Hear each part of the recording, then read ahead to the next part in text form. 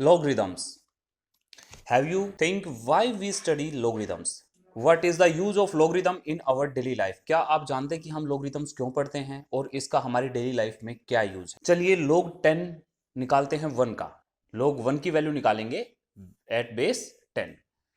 तो क्या होगा, हम क्या लिख सकते हैं कि 10 की पावर वट किसके इक्वल होगी? 1 के इक्वल होगी। यानी 10 की कुछ पावर है जो कि 1 के इक्वल होगी। तो वो 10 की पावर क्या होगी? 10 की पावर 0 होगी। हमें पता है 10 की पावर 0 1 के इक्वल होता है। तो यहां पे जो हमारे पास आया वो वैल्यू आई पावर 0। अगर हम फाइंड आउट करें कि log of 10 at the base 10, तो क्या होगा? 10 की कौन सी पावर 10 के इक्वल होगी? हमें पता है 10 की पावर अगर 1 कर दें तो 10 के इक्वल हो जाएगी। तो यहां से हमारे पास जो पावर आई वो 1 आई। ऐसे ही अगर log of 100 to the base 10 अगर देखेंगे तो 10 की पावर क्या 10 100 के इक्वल होगी? 10 की पावर 2 कर देंगे तो 100 हो जाएगा। तो 10 रेज टू पावर 2 हमने कर दिया तो वो 100 के इक्वल होगा। तो यहां से जो पावर आई वो 2 आई। ऐसे ही हम देखेंगे 1000 के केस में और 10,000 के केस में 3 4 और आगे ऐसे चलते चले जाएंगे। हमारी यहाँ पे जो काउंटिंग बढ़ रही है 1 10,000 1000 10,000 यानी 10 के मल्टीपल्स में बढ़ रही है। लेकिन अगर इसी तरह का हमें थोड़ा इजी फॉर्मेट चाहिए तो अगर हम उसकी पावर को अरेंज करें तो सिंपल सी बात है, उनकी पावर्स जो है वो 0 1 2 3 4 में इंक्रीज कर रही है। अब इन नंबर्स को नंबर लाइन पे अगर हमें दिखाना हो, शो करना हो, तो हमारे लिए इजी होगा हम उसको 0 1 2 3 उनकी पावर के अकॉर्डिंग ही उनको नंबर लाइन पे शो करें। क्योंकि नंबर 10 10,000 1 करोड़ इस तरीके से अगर हम उसको लाइन नंबर लाइन पे शो करेंगे तो बहुत मुश्किल होगा हमें उनको शो करना। इंक्रीज और डिक्रीज कंसंट्रेशन इन 10 फोल्ड्स, जो भी कंसंट्रेशन है यानी कि वो 10 10 में बढ़ रही है। जैसे आप यहाँ पे देखेंगे कि हमारे पास ये 1 से 10 टाइम्स हुआ और हमारे पावर जो हुई वो 1 में बढ़ी। फिर 10 टाइम्स बढ़ गया, 10 से 100 10 टाइम्स बढ़ गया और पावर फिर 1 इंक्रीज हुई, 1 से 2 हो गई। ऐसे ही अगर देखेंगे तो 100 से 1000 10 टाइम्स बढ़ गया और पावर जो है वो 2 से 3 हो गई।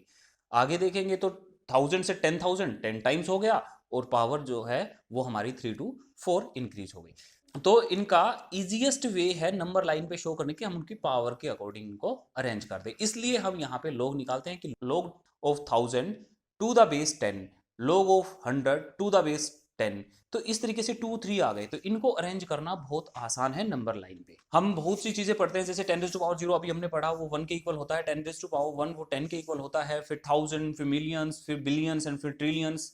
और इन केमिस्ट्री आप पढ़ते हैं molecules in dozens grams of carbons, number of molecules in the universe 10 raise to power 80। तो ऐसे बहुत सी चीजें हैं जिनको बहुत ही डिफिकल्ट होता है। देखो यहाँ पे आप देखेंगे तो 0 से लेके बहुत आगे तक इनकी पावर्स चली जाएंगी। इनका लोग निकालेंगे तो 0 1 2 3 एंड सो ऑन बहुत ज्यादा लोग आता चला जाएगा। तो लोग के बेस पे इनको अरेंज करना फिर भी आसान है। लेकिन अगर हम करेंगे 10 रेज़ टू पावर 80 कहाँ शो करेंगे उसको? नंबर लाइन पे नहीं कर पाएंगे। जैसे कि इसका खास यूज हम करते हैं पीएच स्केल में। कुछ एक एग्जांपल से समझाता हूं मैं। पीएच स्केल क्या होता है? पीएच स्केल में 0 to 7 जो होता है वो एसिड्स होते हैं और 7 to 14 जो होते हैं वो बेसिस होते हैं। यानी कि रेड कलर में जो आपको नजर आ रहा है वो एसिड्स होंगे और जो ब्लू कलर में नजर आ रहा है वो बेसिस होंगे। तो जैसे कि 3 पे जो वैल्यू है वो ऑरेंज जूस की आती है, उसमें एसिड कैरेक्टर है।